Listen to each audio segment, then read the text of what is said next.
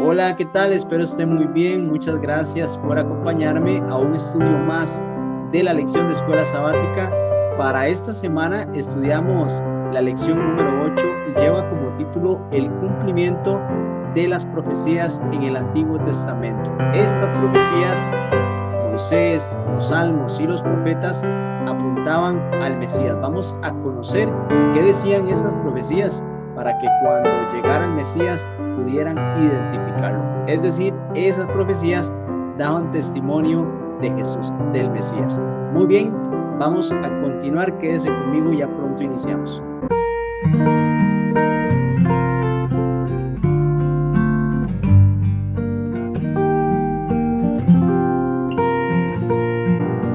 Gracias por acompañarme. Vamos a iniciar, como de costumbre, con una oración. Acompáñeme.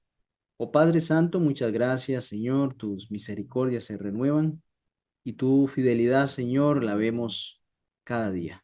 Oh Padre, gracias por acompañarnos, por permitirnos estudiar tu palabra. Rogamos tu Santo Espíritu, sea quien nos convenza, sea quien nos guíe y nos muestre, Señor, lo que deseas para nosotros. En el nombre de Jesús, amén. Bien, el texto para memorizar, claro, Juan capítulo 5, versículo 36. Dice así la palabra de Dios, acompáñeme, ahí lo tiene en su pantalla, dice, pero yo tengo un testimonio mayor que el de Juan. Las mismas obras que el Padre me encomendó realizar, esas mismas obras que hago testifican que el Padre me envió. Es decir, vemos cómo Jesús hace la voluntad del Padre. Las obras que el Padre le dio a realizar fueron las mismas obras que él realizó. Esas obras daban testimonio de que él había sido enviado por el Padre. Bueno, y así el Evangelio de Juan, ahí se aprecia todo lo que hizo Jesús por medio de estas demostraciones, apuntando que él era el enviado del cielo, el Cristo, el Mesías, el ungido. Y también podemos ver cómo Jesús vino como un integrante del pueblo del pacto, ese pueblo que pues venía de la descendencia de Abraham y era un judío que había nacido en Belén. Este lugar es el que las escrituras decían que de ahí iba a salir el Mesías.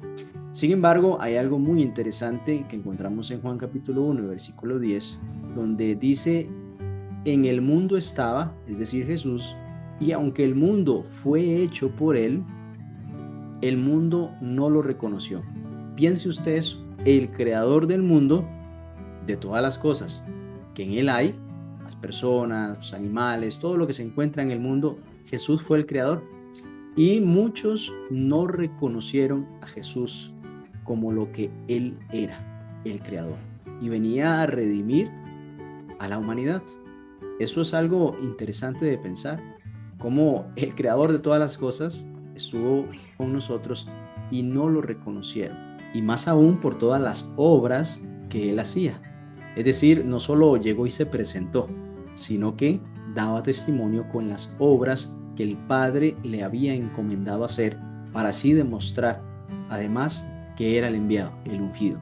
Así que esta semana vamos a ver más evidencias que Juan reveló acerca de Jesús, mostrándolo como el Mesías. Y también vamos a ver por qué algunos siguieron rechazando a Jesús a pesar de las poderosas evidencias que mostró Juan y que pues también Jesús realizó frente a muchas personas.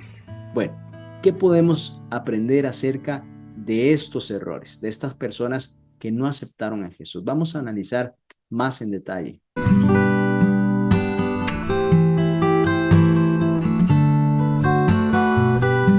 En una ocasión, los judíos se acercaron a Jesús y le preguntaron, ¿hasta cuándo nos tendrás en suspenso para saber si tú eres el Cristo?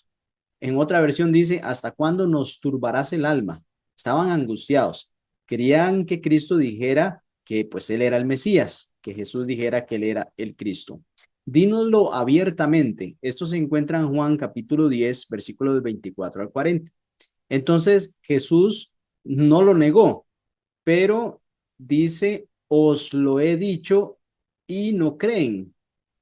Y continúa diciendo, las obras que yo hago en nombre de mi Padre, ellas dan testimonio de mí. Es decir, Cristo pudo haberles dicho que sí. Jesús pudo haberles dicho, sí, yo soy el Mesías, pero él prefirió referirlo a las obras que él estaba haciendo. ¿Cuántas veces nosotros no queremos demostrar algo, pero simplemente las palabras no son suficientes? Tenemos que demostrar con nuestras acciones. Por eso Cristo era el verbo hecho carne. Él iba a demostrar la palabra, él iba a demostrar la voluntad del Padre. En el versículo 26 dice que, pero aún así, según las obras que hacía Cristo, ustedes no creen, porque hay una razón que les da aquí Jesús. Ustedes no son de mis ovejas. Como os he dicho, vea qué importante, mis ovejas, dice el versículo 27, oyen mi voz y yo las conozco y me siguen. Estas ovejas saben quién es su pastor y dice que oyen la voz de su pastor, la conocen y le siguen. Quiere decir que son sensibles a quien las llama. Quiere decir que estas ovejas han pasado tiempo con su pastor. El pastor las ha cuidado, las ha protegido. Ellas han sido sensibles a la voz de su pastor y por eso cuando él habla, pues simplemente le reconocen la voz. El 28 dice, y yo les doy vida eterna y no perecerán jamás, ni nadie las arrebatará de mi mano. Jesús les está diciendo a estos hombres, lamentablemente, porque ustedes no son sensibles a la voz de Dios, no pueden ser mis ovejas. Qué importante es usted y yo ser sensibles a la voz de Dios, pertenecer al redil de Cristo, del buen pastor. Estos hombres, a pesar de que veían las obras de Jesús, a pesar de escuchar los testimonios de los más humildes, declarar que Jesús era el Mesías, pues ellos lo desconocían. No querían aceptar eso, cerraban su corazón al llamado del Espíritu Santo. El versículo 29 dice, mi Padre que me las dio es mayor que todos y nadie las puede arrebatar de mi mano, de la mano de mi Padre. Yo y el Padre uno somos. Aquí Jesús está mostrando que la voluntad de Dios, su Padre, y la de Él, pues son la misma. Él está siguiendo, pues, lo que el Padre le ha encomendado y Él actúa, pues, en consecuencia de esta petición del Padre. Es decir, están en una unidad del pensamiento. El Padre y yo uno somos. Y entonces aquí, lejos de aceptar este mensaje y decir, por ejemplo, Jesús, yo quiero pertenecer a ese redil. Jesús, yo quiero reconocerte como el Cristo por las obras que haces. Ese era el paso que debían de seguir estas personas que estaban cuestionando al Señor. Porque note que realmente ellos querían más bien incriminar a Jesús, porque no tenían un corazón dispuesto, no estaban en alguna voluntad siquiera de pues entender o dimensionar lo que Jesús les estaba diciendo, sino simplemente ellos querían que él declarara que era el Cristo para entonces apresarlo y llevárselo. Es decir, su mala intención se veía desde mucho antes. No llevaban pues una voluntad siquiera para abrir su pensamiento. Y en este caso se demostró en el versículo 31, porque dice que entonces los judíos volvieron a tomar piedras para apedrearle. Pero note qué respuesta o qué pregunta les hace Jesús por esta acción. Dice, Jesús respondió, muchas buenas obras os he demostrado de mi Padre. Es decir, Jesús venía continuamente haciendo milagros, sanidad, restaurando a las personas, dándole esperanza. Y entonces Jesús les dice, como para que piensen un poquito, ¿por cuál de ellas me apedreáis? ¿Por cuáles de estas buenas obras ustedes me están apedreando? ¿Por la que le di la vista a un ciego? ¿Por la que curé a una mujer que tenía muchos años de una enfermedad? ¿Por aquel hombre que estaba paralítico? Por eso es que ustedes me apedrean. Y entonces los judíos le responden, bueno, por buena obra no te apedreamos, ¿ok? Sino por la blasfemia. ¿Y qué era la blasfemia que estaban hablando ellos? Porque tú siendo hombre te haces Dios. Es decir, ellos tenían un problema no con los milagros que hacía Jesús, sino con aceptarlo como el Mesías, como el Hijo de Dios. como el ungido. Tenían ese problema porque ellos esperaban pues un rey político, alguien que estuviera enfrentando a Roma, que los estuviera organizando para una revuelta, para ir en contra de ese gobierno político, pero Jesús venía a cambiar corazones. Y ese era el problema que ellos tenían, no querían ese tipo de Mesías. Y por eso es que pues enfrentaban a Jesús de esta forma, a pesar de que venía demostrando las obras del Padre. Y en el versículo 37 dice, si no hago las obras de mi Padre, no me creáis. Es decir, si yo no estoy haciendo las obras de mi Padre, entonces no me crean porque yo no estoy actuando conforme a la voluntad del que me envió. Más si las hago, aunque no me creáis a mí, creed a las obras para que conozcáis y creáis que el Padre está en mí y yo en el Padre también. Y el 39 dice, procuraron otra vez prenderle, pero él se escapó de sus manos y dice que después se fue al otro lado del Jordán donde había estado bautizando Juan y allí se quedó. Note qué sabiduría la de Jesús para enfrentar a estos hombres que, pues lejos de querer entender el mensaje del cielo, estaban simplemente cerrados en su pensamiento. Habían cerrado toda posibilidad del convencimiento de parte del Espíritu Santo. Inclusive Jesús los llevaba al razonamiento y decir, bueno, piensen las obras que yo hice por cuáles ustedes me están apedreando. Entonces, este aspecto es muy interesante porque Jesús apelaba inclusive a la razón de estos hombres, pero ellos simplemente no querían aceptarlo. Y así que entonces ellos tenían un gran problema. ¿Cómo podían negar las señales y las obras y los prodigios que había hecho Jesús? Si ahí estaban los testimonios, si ahí estaban las personas curadas, restablecidas, con esperanza, cosas que ellos pues no habían visto por mucho tiempo. Quizá ni su generación había sabido de obras buenas como las que Jesús estaba haciendo. Y estos milagros pues hacían que mucha gente alabara a Dios. Si ellos creían en Dios, todos los que estaban allí creían en Dios. Los mismos judíos creían en Dios. Lo que pasa es que no sabían adimensionar el verdadero carácter de Dios manifestado en las obras de Jesús. Que nosotros tengamos esa apertura de nuestro corazón para que el Espíritu Santo, cuando nos hable, seamos sensibles a esa voz. Y no solamente a pegarnos a dogmas, tradiciones, pues formas, sino aplicar el espíritu de las cosas, para así poder dimensionar mejor lo que Dios quiere para nosotros.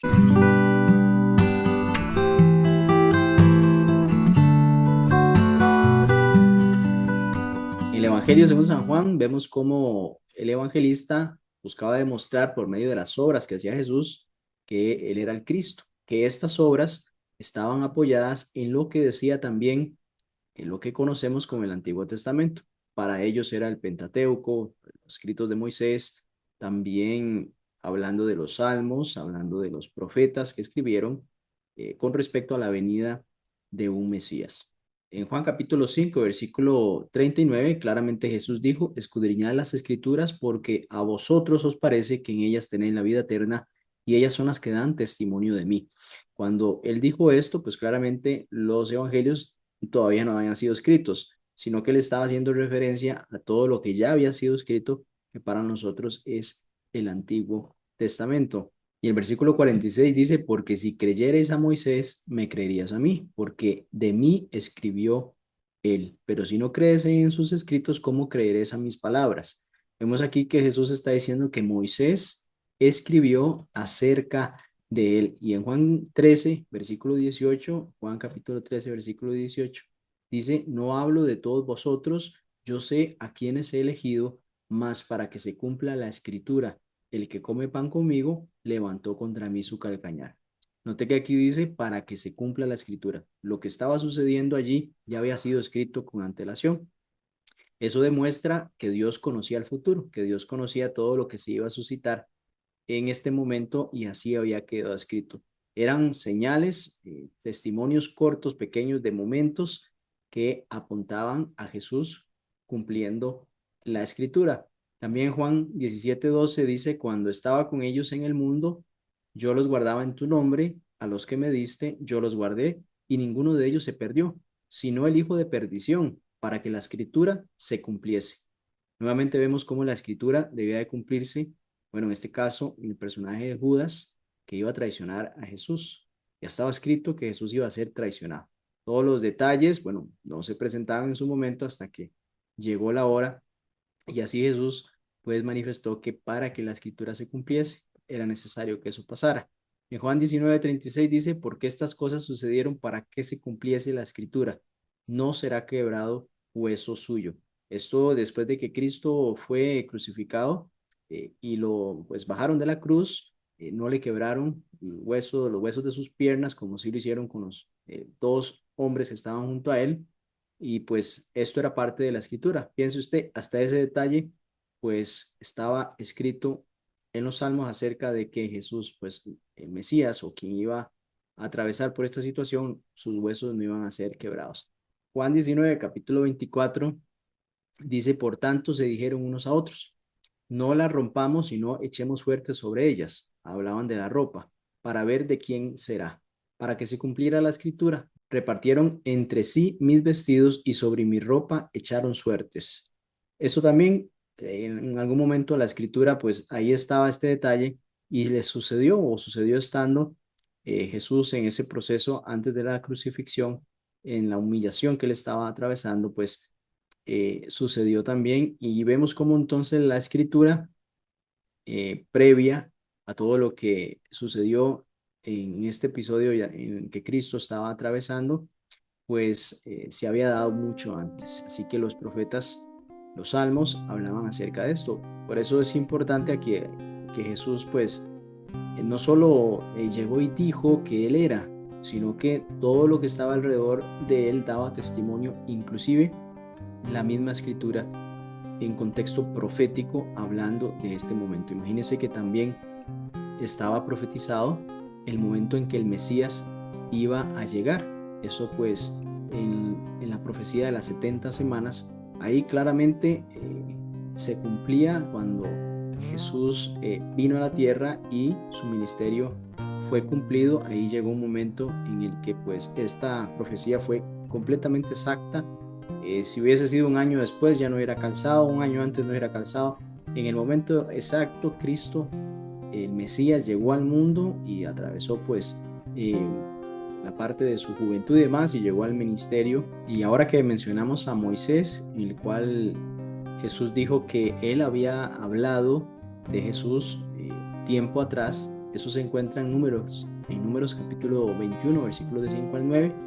¿Recuerda usted aquel episodio en el cual una serpiente fue levantada en el desierto para que cuando los israelitas fuesen picados por serpientes venenosas, las cuales andaban pues por todo lado, ellos fuesen allí y obtuvieran sanación? Bueno, justamente Jesús utilizó esa misma figura y dice que como Moisés levantó esa serpiente en el desierto, así es necesario que el Hijo del Hombre sea levantado, para que pues todo aquel que en él crea no se pierda, mas tenga vida eterna. Esos elementos que eran tipos de Jesús, pues cuando Jesús llegó como el antitipo de todo eso que estaba mostrado en la antigüedad, se cumple en su vida. Aquí pues la lección nos dice qué enseñanza nos dan estos textos acerca de la autoridad de las escrituras, tal como la entendían Jesús y Juan. También qué debería decirnos esto acerca del papel crucial que toda la escritura debe tener también para nuestra fe. Es muy importante que, imagínense que justo cuando Jesús llegó, toda la escritura se había cumplido en él. Después de Jesús, todo lo que son los evangelios y las cartas, el libro de Apocalipsis y demás, todo eso nosotros lo tuvimos adicional y es todavía más para fortalecer nuestra fe en el tiempo que vivimos. Es decir, la escritura en eso no se contradice, la escritura es fiable, pues viene de Dios y Dios no cambia. Y entonces nosotros podemos tener una certeza de que lo que está allí es verdad, que lo que está ahí es algo que nos da certeza, también nos da esperanza y nos llama a siempre a caminar con Dios, a buscar de su presencia para pues así que esa palabra también se cumpla en nosotros.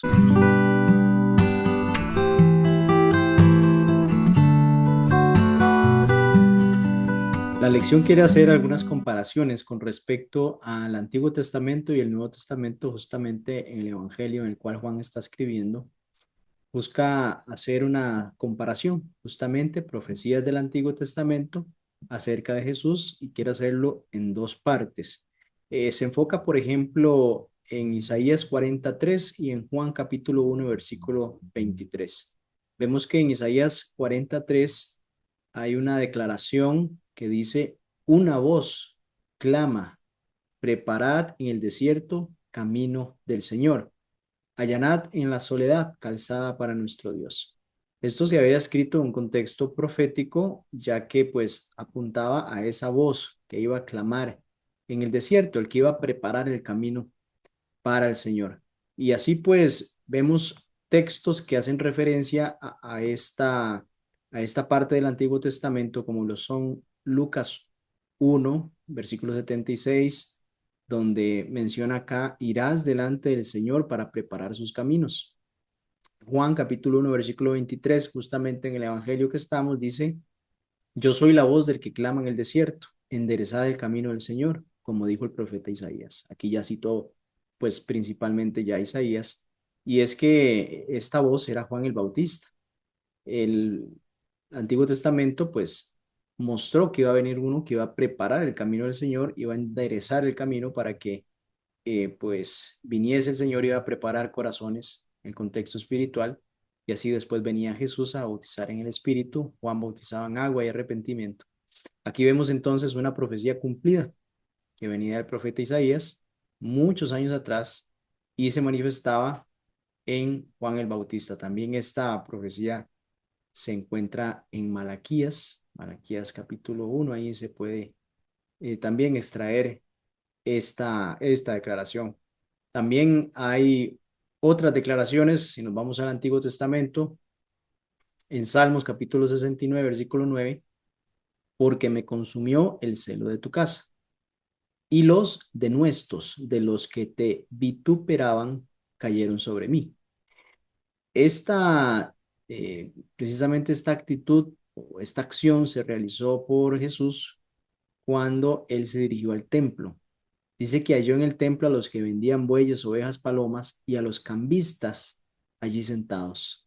Y haciendo un azote de cuerdas, echó fuera del templo a todos y las ovejas y los bueyes, esparció las monedas de los cambistas y volcó las mesas.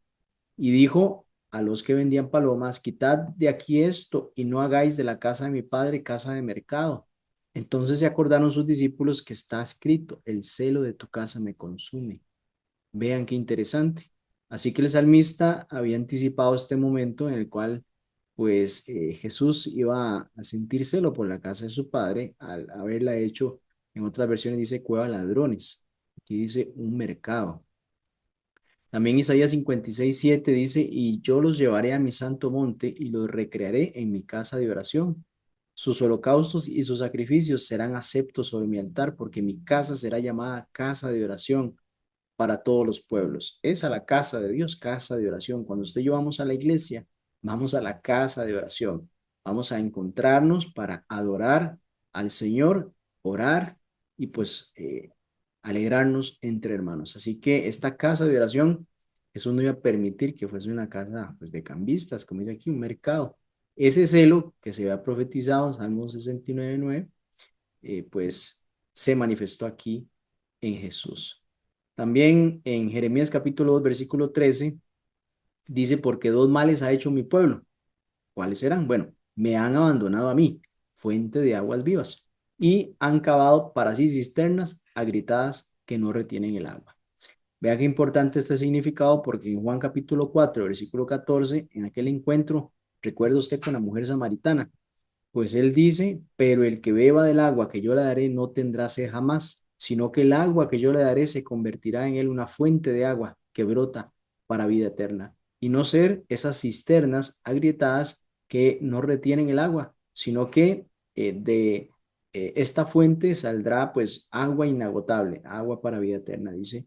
Entonces vemos cómo Jesús pues eh, presentaba en él justamente estos versículos claramente manifiestos en el Antiguo Testamento. También en Números capítulo 9, versículo 12 menciona que no dejarán del animal sacrificado para la mañana, ni quebrarán hueso de él.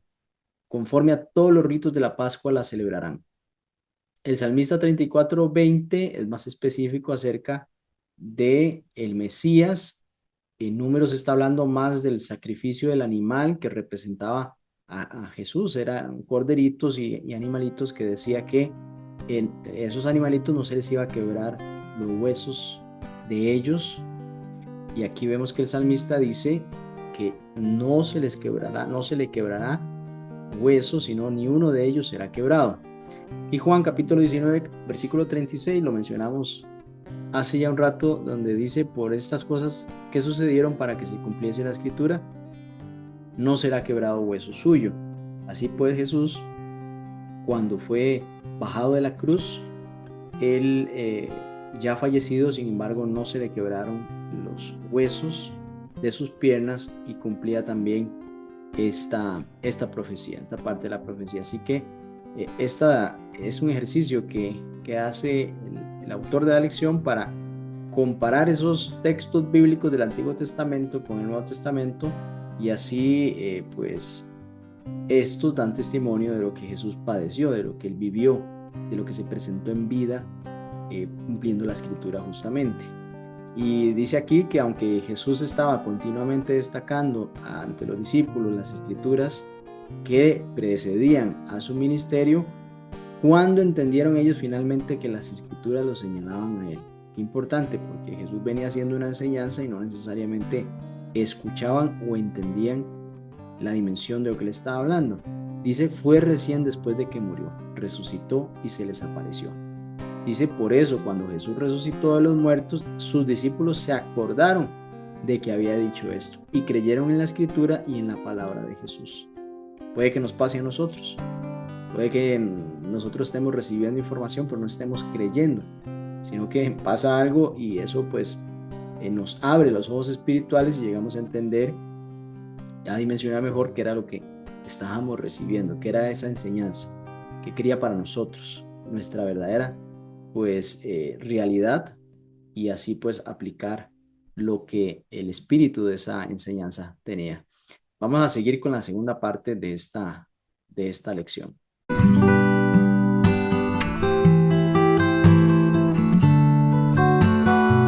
Vamos a continuar con este ejercicio de comparar algunos textos del Antiguo Testamento con sucesos del Nuevo Testamento, justamente en un aspecto profético, haciendo énfasis en lo que iba a hacer el Mesías, inclusive lo que iba a decir en algunas ocasiones. En Juan capítulo 12, versículo 13, encontramos el siguiente texto. Dice: tomaron hojas de las palmas y salieron a recibir a Jesús, y gritaban: Hosana, bendito el que viene en el nombre del Señor, el Rey de Israel. Y el Salmo 118, versículo 26 dice: bendito el que viene en el nombre del Señor. Desde la casa del Señor los bendecimos. Esta frase, bendito el que viene en el nombre del Señor, fue aplicada a Jesús cuando venía encima de aquel pollino y la gente pues le recibía con hojas de las palmas y salieron a recibirle. Vemos interesante comparación, ¿no? También en Juan capítulo 13, versículo 18 dice: no hablo de todos vosotros, yo sé a quienes he elegido, mas para el que se cumpla la escritura, el que come pan conmigo, levantó contra mí su calcañar. Y el Salmo 41, versículo 9 dice: aunque el hombre de mi paz en que yo confiaba, el que de mi pan comía, alzó contra mí el calcañar. Vemos aquí la relación de ese momento en el cual Judas iba a traicionar a Jesús. Bueno, ya el salmista lo había profetizado y estaba en este cumplimiento. También en Juan capítulo 19 y versículo 37 dice así: y también otra escritura dice: mirarán al que traspasaron. Eso se encuentra en Zacarías capítulo 12 versículo 10, donde dice: y derramaré sobre la casa de David, sobre los moradores de Jerusalén, espíritu de gracia y de oración, y mirarán a mí, a quien traspasaron, y llorarán como se llora por hijo unigénito, afligiéndose por él como quien se aflige por el primogénito. Ese momento en el cual Jesús fue traspasado con una lanza, y dice que salió sangre y agua, Bueno, en Zacarías menciona que iba a ser traspasado también y se iban a afligir por ese momento. Así que bueno, vemos estas comparaciones interesantes, vemos estas referencias al Antiguo Testamento y vemos cómo se cumplen en Jesús. Así que las escrituras, como dice el texto, dan testimonio de Jesús. La lección aquí nos hace una pregunta: ¿cuán firmemente arraigado estamos usted y yo en lo que creemos? Si alguien te pregunta, ¿por qué crees en Jesús como el Mesías? Piensa, ¿qué respuesta le darías y a dónde estarías dispuesto a ir en su defensa? Así pues, como cristianos que usted y yo somos, debemos de tener conocimiento de por qué nuestra fe está sustentada en esto que creemos. Usted puede manifestar con mansedumbre, haciendo defensa de lo que usted cree. En este caso, pues la Biblia misma demuestra lo que quiere decir. Uno no debe de defender la Biblia tiene su propia defensa.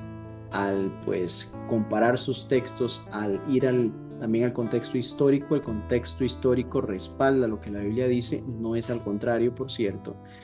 Así que las profecías muestran cómo la palabra de Dios es fidedigna. Así también cuando Jesús llegó, pues los que tenían el corazón duro, que no escuchaban, que tenían prejuicios, debieron de, pues lejos de seguir confrontando a Jesús, pues fijarse en las escrituras y dejar a un lado pues cualquier prejuicio que tenían, independientemente si les caía bien o no Jesús, independientemente si escuchaban o no a otras personas en su duda, debían de ir a las escrituras, escudriñarlas y que fuesen ellas las que dieran el testimonio de Jesús. No solamente Jesús diciéndoles o haciendo milagros, porque de pronto alguien más podía hacer milagros, pero lo que padeció Jesús y lo que fue manifestado antes de que padeciese es una muestra clara de pues el propósito de Dios en la vida de Jesús para ser así el Mesías y pues por medio de él entonces usted y yo acceder a la salvación.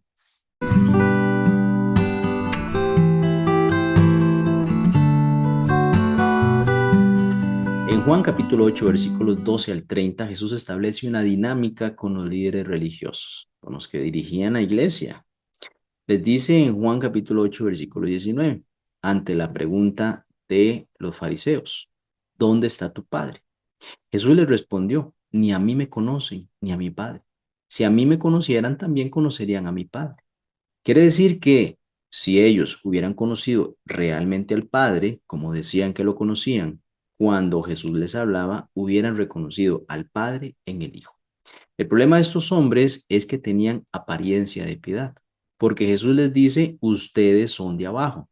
Quiere decir que, bueno, Jesús provenía de arriba, del cielo, venía con enseñanzas del cielo para convertir los corazones, pero los hombres religiosos eran de abajo porque enseñaban mandamientos de hombre. Según 2 de Timoteo 3:5, tenían apariencia de piedad, pero eso era todo. Eran piadosos por fuera, pero incrédulos por dentro. Y eso no era algo nuevo. En Isaías capítulo 29, versículo 13, hay un texto impresionante porque dice, este pueblo se me acerca con su boca. Qué interesante, este pueblo se le acercaba a Dios con su boca y con sus labios honraba. Quiere decir que eran personas que aparentemente pues creían en Dios, pero había un gran problema. Dice, pero el corazón está lejos de mí y su temor hacia mí fue enseñado por mandamientos de hombres. Ese es el gran problema del ser humano, que somos apariencia, que nos es muy fácil aparentar, pero ¿qué hay en nuestro corazón? Así pues Jesús lo dijo en Marcos capítulo 7, versículo 7. En vano me honran cuando enseñan como doctrinas mandamientos de hombres. Estos hombres, pues no podemos decir que tenían una mala intención, pero estaban enseñando mal el carácter de Dios. Estaban poniendo obstáculos para que otros alcanzaran la salvación, porque era una salvación por obras. Jesús venía a darnos gracia, venía a darnos salvación, venía a mostrar el verdadero carácter de Dios, siendo que Dios es amor. Bueno, y ya era malo que estos hombres pues se engañaran a sí mismos, creyendo que servían a Dios, cuando más bien servían de obstáculos para que otros conocieran a Jesús.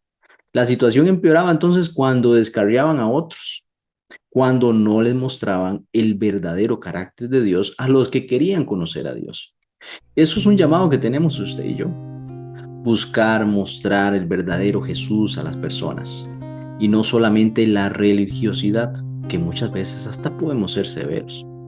Debemos de mostrar el carácter de Dios manifestado en la persona de Cristo. Cuando usted y yo tenemos la relación personal con Jesús, una relación personal con Jesús, usted y yo somos impactados y transformados. Y de esa forma nos es inevitable mostrar quién es Jesús. Pero debemos estudiar la palabra buscando que el Espíritu Santo nos muestre este camino verdadero que es Cristo. A pesar del mal desempeño de muchos líderes, el Espíritu Santo guía a las personas al verdadero conocimiento de Cristo. Pues así lo dijo Cristo: cuando yo sea levantado, hablando de la muerte en la cruz, a todos atraeré a mí mismo. Esa cruz sigue atrayendo, impactando corazones.